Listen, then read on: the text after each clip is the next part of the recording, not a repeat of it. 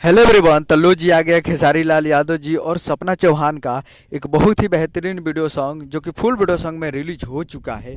और इस गाने को लिखे हैं विक्की विशाल जी और इसमें म्यूजिक दिए हैं प्रियांशु सिंह जी और काफ़ी ज़बरदस्त म्यूजिक दिए हैं।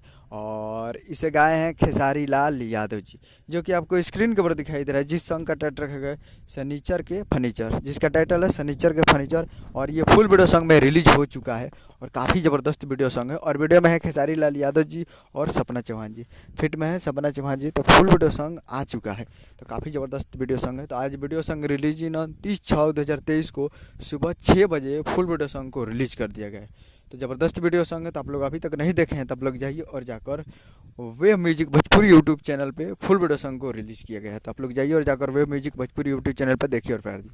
उम्मीद करूँ कि वीडियो अच्छा लगा तो चैनल को सब्सक्राइब लाइक बस करें ताकि ऐसे खेसारी लाल यादव जी के लेटेस्ट में लाते रहे। और वीडियो अच्छा लगा वीडियो को लाइक कीजिए।